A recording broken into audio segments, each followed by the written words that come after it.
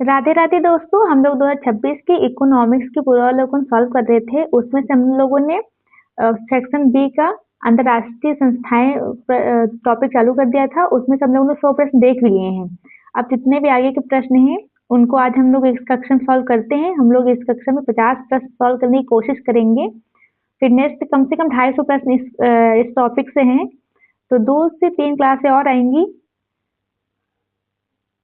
Economics की घटना चक्र में सारे प्रश्न करना जरूरी नहीं है। हमें वो प्रश्न करने हैं जो स्टैटिक पार्ट से आते हैं, करंट को छोड़ के, क्योंकि करंट तो हर साल चेंज होता रहता है। तो हमें जब भी हम पेपर देने जाएंगे तब भी करंट से जो भी संबंधित रिपोर्टें हैं उनको भी देख के जाएंगे।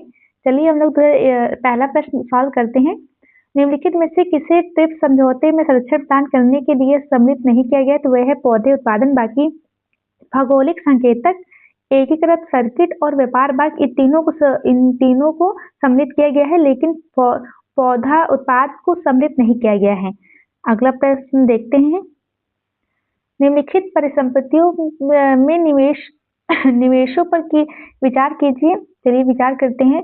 उपरोक्त में से कितने अमूर्त निवेशक माने जाते हैं? अमूर्त निवेशक चुनना है हम लोगों को। चलिए ब्रांड सूची, बिल्कुल ये अमूर्त निवेशक है। बौद्धिक संपदा, ये भी अमूर्त है। और ग्राहकों की डाक सूची, ये भी अमूर्त है। जबकि माल सूची जो है, ये माल सूची होती है, ये अमूर्त, ये मूर्त में है, मूर्त निवेश है। इसलिए 1, 3, 4 केवल 3 ऑप्शन सही होंगे। आप चाहे तो पढ़ भी सकते हैं इसको। माल सूची का किसमें आता है? मूर्त निवेश में।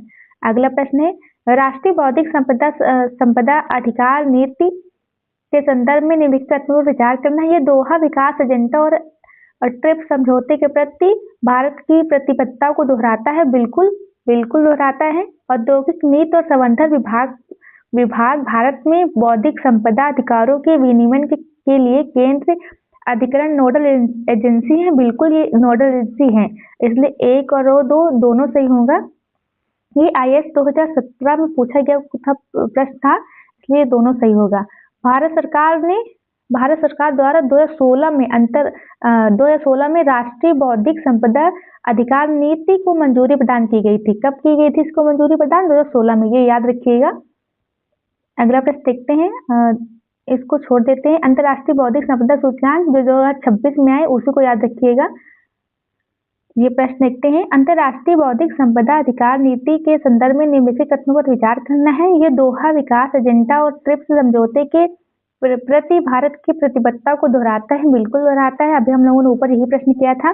औद्योगिक नीति और संवर्धन विभाग भारत में बौद्धिक संपदा अधिकार को विनियमन करने के लिए केंद्रक अभिकरण है। बिल्कुल ये नोडल एजेंसी है, इसलिए 1 और 2 दोनों सही हैं। देखिए वो जो अभी हम लोगों ने प्रश्न किया ऊपर, वो IAS में 2017 में पूछा गया, और ये देखिए UP PCS में 2024 में। इसलिए कहते हैं कि घटना चक्र सॉल्व करके जानी चाहिए, क्योंकि जो भी पेपर दे रहते हैं स्टैटिक पार्ट से, वो रिपीट होते ही होते हैं। अभी हम लोगों ने जब योजनाएं देखे थे तो उसमें तो न जाने कितने सारे क्वेश्चन थे जो डायरेक्ट व्याख्या से पूछे गए थे, जो प्रीवियस ईयर क्वेश्चन पूछे गए थे। इसलिए कहते हैं इसको सॉल्व करके जाना ही चाहिए।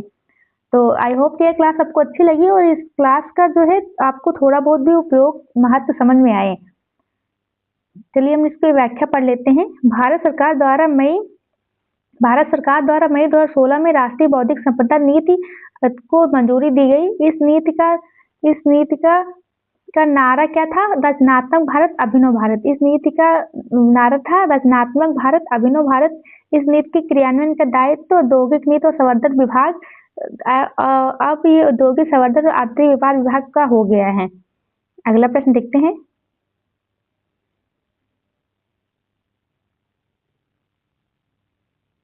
अगला प्रश्न है, भारत में माल के भौगोलिक संकेत अधिनियम 1999 को निम्नलिखित में से किससे संबंधित दायित्वों के अनुपालन के लिए लागू किया गया है? तो ये क्या गया था? WTO।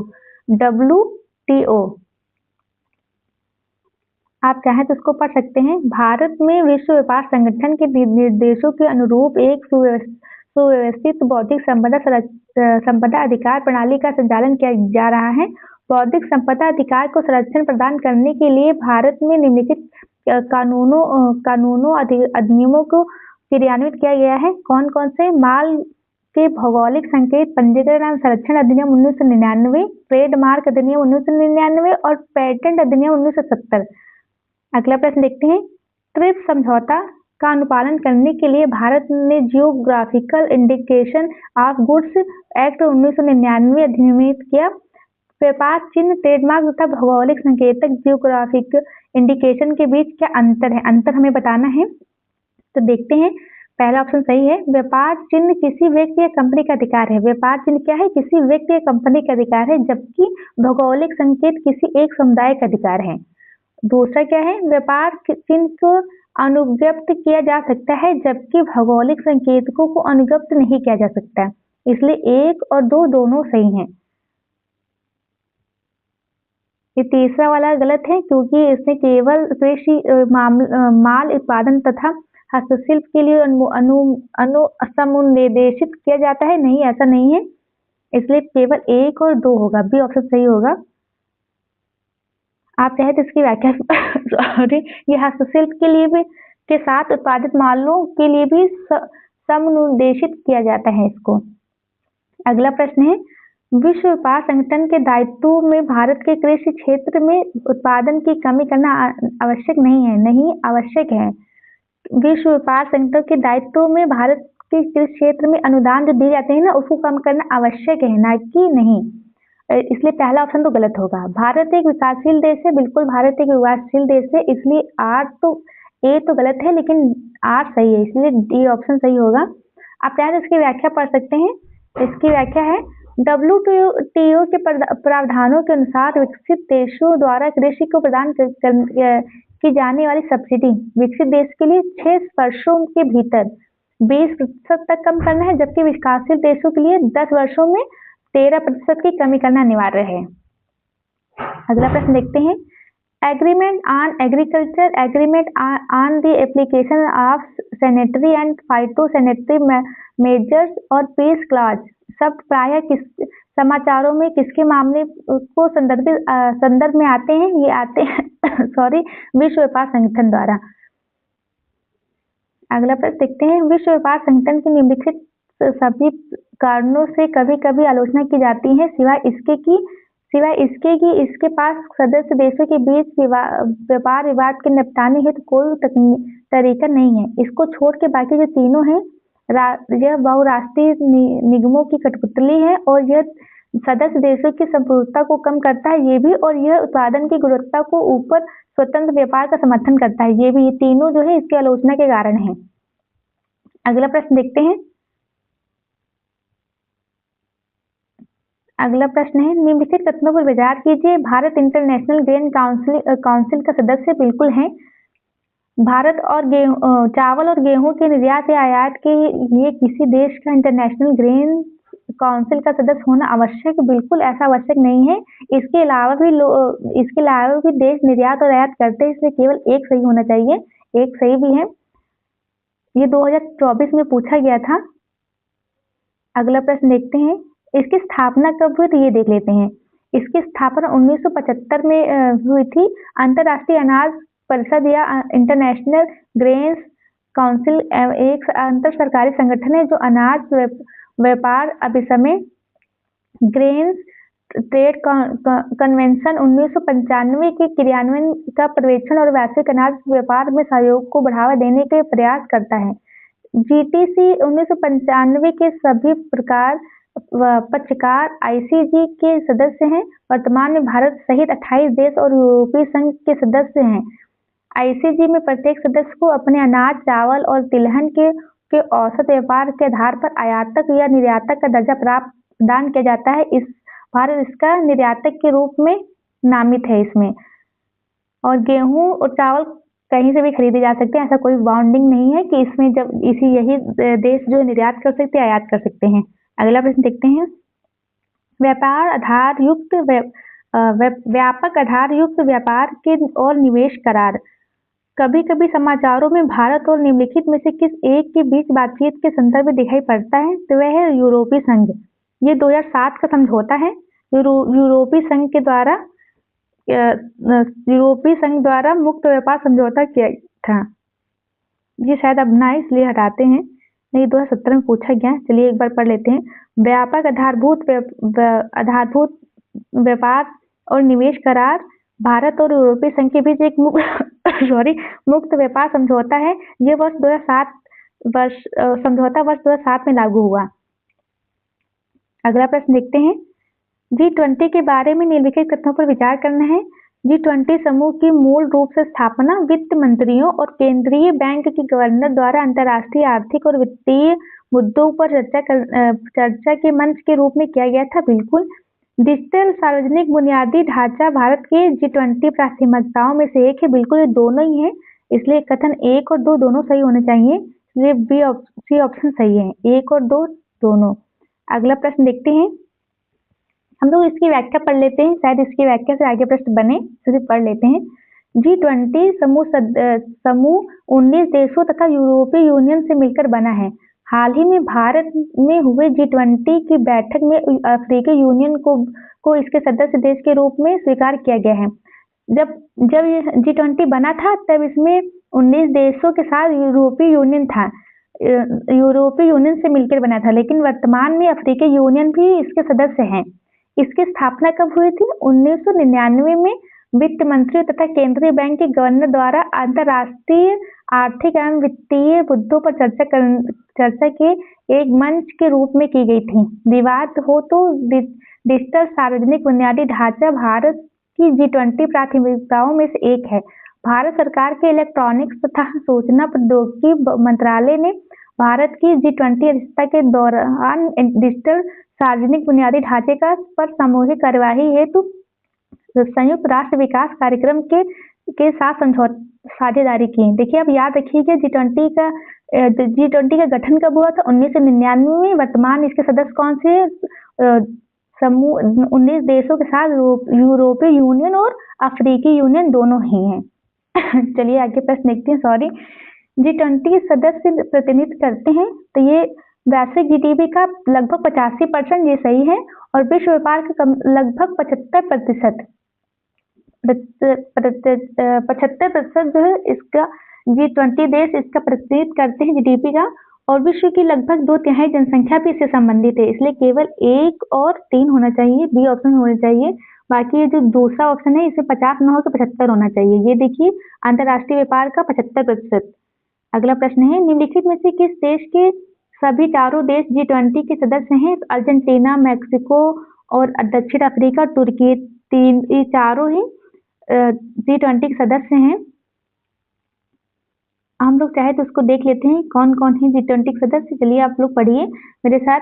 संयुक्त राज्य America, Argentina, Australia, Brazil, Canada, चीन, France, Germany, Bharat, Indonesia, Italy, Japan, Mexico, रूस, सऊदी अरब, दक्षिण अफ्रीका, दक्षिण कोरिया, तुर्की, यूनाइटेड किंगडम और 2 अन्य क्षेत्रीय निकाय, अफ्रीकी संघ और यूरोपीय संघ।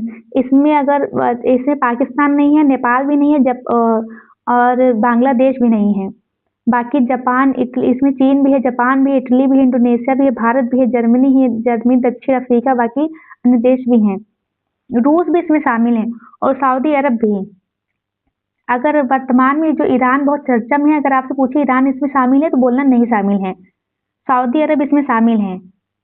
अगला प्रश्न देखते हैं। सॉरी, G20 के संदर्भ में क्या सही नहीं है? तो G20 के संदर्भ में क्या सही नहीं है देखना है। सही नहीं है, इस पर सबसे पहले तो इसको बोला करिए।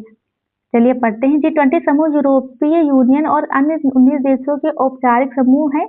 नहीं, अब इसमें अफ्रीकी संघ भी शामिल है, इसलिए पहला तो गलत होगा। G20 का सचिवालय लंदन में है, तो G20 का कोई स्थायी सचिवालय नहीं है, इसलिए ये भी गलत है। 1 और 2 सही ऑप्शन होगा, तो गलत चुनना है, तो 1 और 2 गलत है। अध्यक्ष पद के लिए चुनाव है तो बने समूह में भारत समूह 2 में है, जिसमें रूस, दक्षिण अफ्रीका और तुर्की शामिल है। बिल्कुल ये सही है, तीसरा ऑप्शन सही है। अगला प्रश्न देखते हैं, इसको छोड़ देते हैं क्योंकि ये वर्तमान से संबंधित था, करंट से संबंधित था। ये देखते हैं 100 मिलियन किसानों का सही विवरण है। ये एक 100 मिलियन एक प्लेटफार्म है जो, चलिए हम लोग पहले इसको पढ़ लेते हैं। ये नेट कार्बन जो 100 मिलियन किसान प्लेटफार्म है, ये नेट नेट शून्य कार्बन प्राकृतिक सकारात्मक खाद्य और जाल प्रणालियों की ओर संक्रमण को तेज करने के लिए एक मंच है। 100 मिलियन किसान क्या है?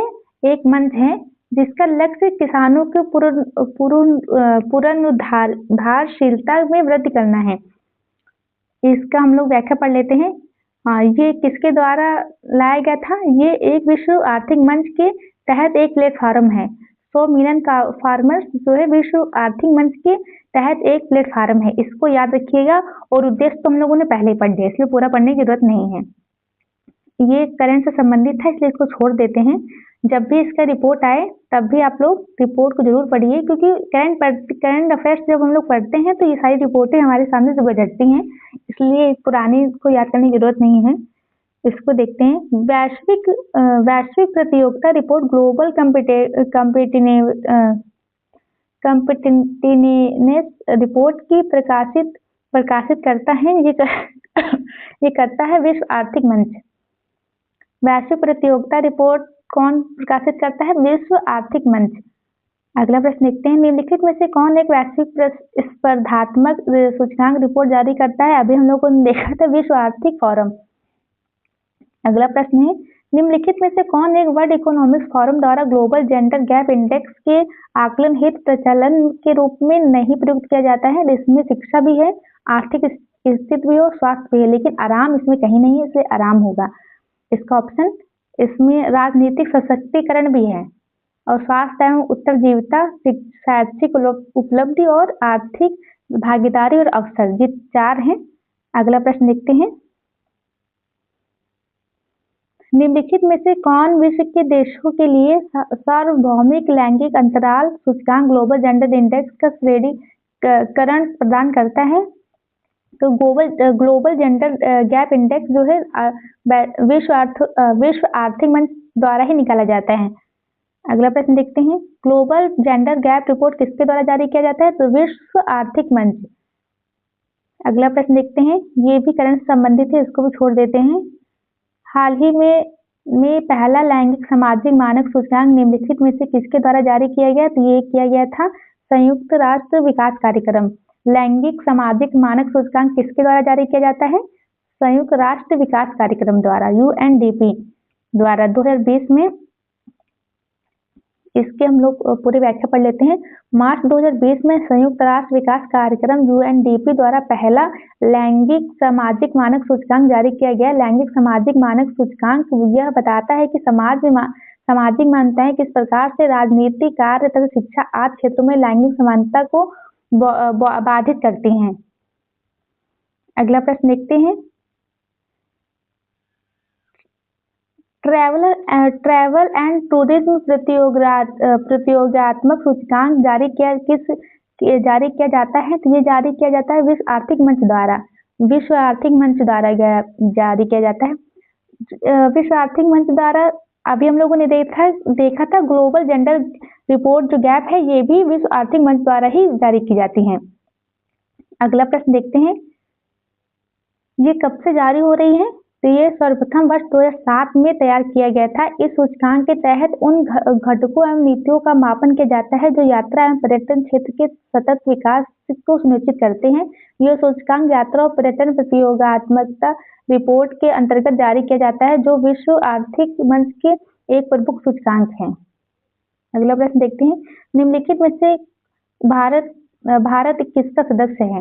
तो देखते हैं हम लोग एशियाई बैंक का बिल्कुल है और कोलंबो योजना का, ये दोनों का है, लेकिन एशिया प्रशांत आर्थिक क्षेत्र का भी नहीं है और आर्थिक सहयोग एवं विकास संगठन का भी नहीं है। तो 1 और 3 होना चाहिए, इसलिए केवल 1 ही सही है। अगला प्रश्न देखते हैं। एशियाई विकास बैंक का भारतीय निवासी मिशन स्थित है? तो ये स्थित है नई दिल्ली में। अगला प्रश्न देखते हैं। निम्नलिखित में से किस एक ने एशिया और प्रशांत क्षेत्र के लिए प्रकृति समाधान नेचुरल सॉल्यूशन वित्त हब प्रारंभ किया? तो ये क्या था? एशियाई विकास बैंक ADB ने। अगला प्रश्न देखते हैं। आप चाहे तो इसकी व्याख्या पढ़ सकते हैं। अगला प्रश्न देखते हैं। ILO के 100वीं वार्षिक बैठक में जिनके हितों की रक्षा का निर्णय लिया है वे थे घरेलू नौकर। अगला प्रश्न देखते हैं, अंतर्राष्ट्रीय श्रम संगठन के 138वां एवं 182वां अभिसमय किससे संबंधित था? तो ये संबंधित था बाल श्रम से। इसके हम लोग व्याख्या पढ़ लेते हैं। अंतर्राष्ट्रीय श्रम संगठन के अभिसमय 138 एवं 182वां बाल श्रम से संबंधित है। 138 रोजगार के लिए न्यूनतम उम्र के प्रवेश के संबंध में है तथा 182 जो है बाल श्रम के सबसे बुरे प्रारूपों से संबंधित है। अगला प्रश्न देखते हैं, संयुक्त राज्य अमेरिका ने विकासशील देशों द्वारा ILO परिपाटियों का पालन न किए जाने पर उनके विरुद्ध विश्व व्यापार संगठन के अनुशासित कार्यवाही करने की धमकी दी है। तो बिल्कुल दी थी, और संयुक्त राज्य अमेरिका ने स्वयं उन ILO परिपाटियों को स्वीकृत एवं क्रियान्वित किया। तो पहला तो सही है लेकिन दूसरा नहीं सही है, क्योंकि ऐसा हम लोग दूसरों को धमकी देते हैं, खुद के घर में क्या हो रहा है ये नहीं देखते हैं। इसलिए पहला सही है, दूसरा गलत है। इसमें सी ऑप्शन सही है, पहला सही है, दूसरा गलत है। आप यहाँ इसकी व्याख्या भी पढ़ सकते हैं। संयुक्त राज्य अमेरिका श्रम मानकों को लेकर विकासशील देशों पर दबाव बनाए रहता है, जबकि स्वयं अपने अमेरिका में श्रम मानकों के परिपालन के प्रति असंवेदनशील है।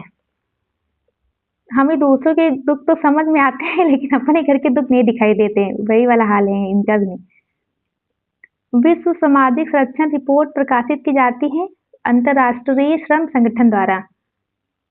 अगला प्रश्न देखते हैं, विश्व सामाजिक सुरक्षा रिपोर्ट निम्नलिखित में से किसके द्वारा जारी किया जाता है? LIO द्वारा, विश्व आर्थिक संगठन द्वारा।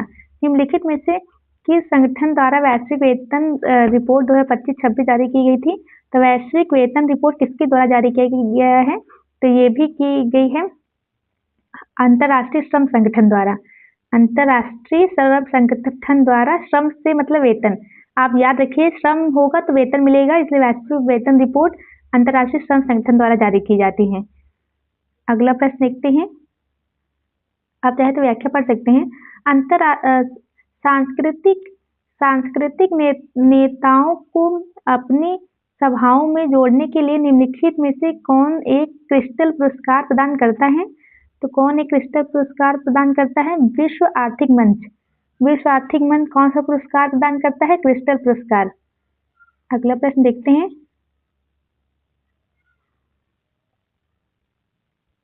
UNSC का तात्पर्य है, तो UNSC का तात्पर्य है संयुक्त राष्ट्र सुरक्षा परिषद। UNSC का मतलब है संयुक्त राष्ट्र सुरक्षा परिषद।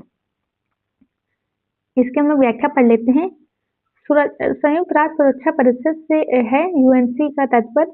UNSC का, इसके 5 स्थायी सदस्य हैं, जिसमें चीन, USA, फ्रांस, रूस और UK। जिसमें से भारत का हम लोग स्थायी सदस्य बनाना चाहते हैं लेकिन अभी तक बन नहीं पाया है, और 10 अस्थायी सदस्य हैं। अस्थायी सदस्य में भारत भी है। ये संयुक्त राष्ट्र का एक महत्वपूर्ण अंग है। संयुक्त राष्ट्र सुरक्षा परिषद की स्थायी सदस्य की संख्या है 5, जिसमें भारत भी अपना दावा करता है लेकिन अभी हुआ नहीं है। अब हम लोग इस सूची को सूची 2 से मिलाना है। चलिए मिलाते हैं। तो सबसे पहले WTO व्यापार से संबंधित है। व्यापार कहाँ है? समानता व्यापार की मात्रा से। WTO व्यापार से संबंधित है। IFA भुगतान संतुलन। IMF भुगतान संतुलन के और असंतुलन को ठीक करने के लिए वित्त प्रदान करता है। A का 2 और B का A। देखते हैं A का 2 कहाँ है? A का 2 और B का A। सी ऑप्शन सही होगा। बाकी सार्क जो है दक्षिण एशिया और देशों के बीच सहयोग को बढ़ावा देना है, और IDA क्या है? नन्हे क्षणों की स्वीकृति।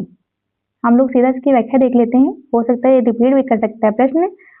तो WTO तो समानता व्यापार और मात्रात्मक प्रतिबंधों के उपयोग को निषिद्ध करता है, और IMF भुगतान संतुलन और असंतुलन को ठीक करने के लिए वित्त प्रदान करता है, और सार्क दक्षिण एशियाई देशों के बीच सहयोग को बढ़ावा देना, और IDA नमन्य ऋणों की स्वीकृति। अगला प्रश्न देखते हैं। कोई कोई शब्द होता है जो पढ़ने में आता नहीं है, उसके लिए मुझे माफ कर दीजिए, लेकिन जो लिखा हुआ है आप लोग खुद भी पढ़ सकते हैं। अंतर्राष्ट्रीय मौद्रिक एवं वित्तीय समिति के संदर्भ में निम्नलिखित तथ्यों पर विचार करना है। थोड़ा सहयोग दीजिए, तो साफ दिख नहीं रहा है, ऐसे बुक में ही ऐसा था। तो IMFC विश्व अर्थव्यवस्था से सरोकार रखने वाले विषयों पर चर्चा करता है और अंतर्राष्ट्रीय मुद्रा कोष IMF को इसके कार्यों की दिशा पर सलाह देता है। ये सही है, पहला ऑप्शन बिल्कुल सही है। IMFC की बैठक में विश्व बैंक प्रेक्षक की भांति भाग लेता है, तो ये भी सही है। विश्व बैंक इसमें प्रेक्षक की भांति भाग लेता है, इसलिए 1 और 2 दोनों सही है। चलिए हम लोग इसकी व्याख्या पढ़ लेते हैं, क्योंकि हो सकता है इसकी व्याख्या से दोबारा प्रश्न आ जाए। तो अंतर्राष्ट्रीय मुद्रा एवं वित्तीय समिति की स्थापना IMF बोर्ड ऑफ गवर्नर्स के सुझाव द्वारा की गई। IMF बोर्ड ऑफ गवर्नर्स को 2 मंत्रालयों समिति तथा अंतर्राष्ट्रीय मौद्रिक एवं वित्तीय समिति एवं विकास समिति द्वारा सलाह प्रदान की जाती है। IMFC में 25 सदस्य हैं। इसका प्रमुख कार्य क्या है? उन सभी मुद्दों पर परिचर्चा करना जो वैश्विक आर्थिक प्रणाली को प्रभावित करते हैं और बोर्ड ऑफ गवर्नर्स को सलाह देते हैं। इसकी बैठक वर्ष में 2 बार होती है। इसकी बैठक में विश्व बैंक भी प्रेक्षक की भांति भाग लेता है। अगला प्रश्न देखते हैं। इसको सूची 1 से सूची 2 को बुलाना है। तो विश्व आर्थिक दृष्टिकोण, देखिए उत्सर्जन अंतर रिपोर्ट तो पर्यावरण से संबंधित है, सीधा डी का हम लोग पर्यावरण 2 से लगाते हैं। डी का 2 कहाँ पर है? डी का 2 इसमें भी है और इसमें भी है, तो पहले और दूसरा मिल गया। अब आगे देखते हैं मानव विकास सूचकांक। मानव विकास सूचकांक जो है ये जारी किया जाता है विश्व आर्थिक दृष्टिकोण। मानव विकास सूचकांक व्यापार और विकास नहीं, विश्व आर्थिक दृष्टिकोण व्यापार और विकास से संबंधित होना चाहिए। और अंतर्राष्ट्रीय मुद्रा कोष, हम लोग पहले इसका ये ऑप्शन सही है, चलिए देख लेते हैं। मानव विकास रिपोर्ट किसके द्वारा जारी की जाती है? संयुक्त राष्ट्र विकास कार्यक्रम। विकास से विकास को मिलाइए। देखिए कभी कभी हमें बहुत ज़्यादा चीज़ें याद नहीं रहती है, उतने समय हम भूल जाते हैं, तो हमें कॉमन सेंस लगाना होगा। विकास से विकास को मिलाते हैं। और उत्सर्जन अंतर रिपोर्ट से हम लोगों ने देखा ही था, पर्यावरण था। और विश्व निवेश रिपोर्ट व्यापार और विकास पर संयुक्त राष्ट्र सम्मेलन। और विश्व आर्थिक दृष्टिकोण संयुक्त राष्ट्र नहीं, सॉरी गलत मिल गया। मानव विकास रिपोर्ट जो है सबसे पहले हम लोग मिलाते हैं जो संयुक्त राष्ट्र विकास कार्यक्रम द्वारा जारी की जाती है। विश्व आर्थिक दृष्टिकोण जो है अंतर्राष्ट्रीय मुद्रा कोष द्वारा। और विश्व निवेश रिपोर्ट जो है व्यापार, निवेश हम लोग कहाँ करते हैं? व्यापार में, इसलिए व्यापार से मिला दिया। व्यापार और विकास पर संयुक्त राष्ट्र सम्मेलन। और उत्सर्जन अंतर रिपोर्ट पर्यावरण से संबंधित है। आप चाहे तो इसकी व्याख्या पढ़ लीजिए। निम्नलिखित में से एक का मुख्यालय सही दिया गया है, उसको चुनना है। तो WTO का मुख्यालय जनेवा है, ये सब लोग जानते हैं। और बाकी सबका क्या है हम लोग नीचे देख लेते हैं। UNO का मुख्यालय न्यूयॉर्क में है, WTO का जनेवा में है और ILO का भी जनेवा में है। तो 2 WTO और ILO, WTO और ILO दोनों का ही मुख्यालय जनेवा है। और FAO का रोम में है। अगला प्रश्न देखते हैं। खाद और FAO, अभी देखिए इसमें ऊपर था, इसमें भी आगे नीचे प्रश्न आगे, इसलिए कहते हैं व्याख्या जरूर पढ़ लेनी चाहिए। खाद्य और कृषि संगठन FAO का मुख्यालय निम्नलिखित में से किस शहर में स्थित है? रोम में। FAO का मुख्यालय कहाँ स्थित है? रोम में। संयुक्त राष्ट्र संघ के सदस्यों की कितनी संख्या है? वर्तमान में 193 सदस्य हैं। अगला प्रश्न देखते हैं। निम्नलिखित में से क्या एक संयुक्त राष्ट्रीय संघ से संबंधित नहीं है? तो ये संबंधित नहीं है अंतर्राष्ट्रीय निपटारा बैंक, बाकी ऊपर के तीनों संबंधित हैं। आप चाहे तो इसकी व्याख्या पढ़ सकते हैं। निम्नलिखित में से विचार करना है कि कौन कौन से देश शामिल हैं। देखिए आगे प्रश्न क्या बोल रहा है। यूएनसीटीएडी के अनुसार उपरोक्त में से कौन से देश उभरती हुई अर्थव्यवस्थाएं कोटि हैं? तो इसमें तीनों हैं। ब्राजील, अब पीछे नहीं जाएंगे, नीचे बढ़ लेंगे। इसके अनुसार ब्राजील, मैक्सिको, दक्षिण अफ्रीका तीनों ही उभरती हुई अर्थव्यवस्थाओं में शामिल हैं। अगला प्रश्न देखते हैं, लास्ट प्रश्न होना चाहिए, ये लास्ट ही है। आवास और शहरी विकास पर एशियाई पैसिफिक मंत्री स्तरीय सम्मेलन के संदर्भ में निम्नलिखित कथनों पर विचार करना है। प्रथम APMCHUD भारत में 2016 में संपन्न हुआ, जिसका विषय उभरती शहरी रूप नीति, प्रतिक्रियात्मक और शासन संरचना था। बिल्कुल नहीं, ये 2016 में जो हुआ था उसका ये थीम थी। ये पहला तो गलत है। और दूसरा क्या है, भारत सभी वार्षिक मंत्री स्तरीय सम्मेलन की मेजबानी ADB नहीं, ये भी गलत है। ओपेक और आसियान की सहभागिता से करता है, बिल्कुल नहीं, इसके अलग अलग देश करते हैं, इसलिए ना तो 1 ना तो 2 होगा। आप चाहे तो ये व्याख्या पढ़ सकते हैं, आप खुद से ये व्याख्या पढ़ लीजिएगा। आई होप कि क्लास अच्छी लगी। अब नेक्स्ट जितने भी क्वेश्चन बचे हैं हम लोग नेक्स्ट क्लास में करेंगे, कल देखेंगे। तो थैंक यू फॉर वॉचिंग।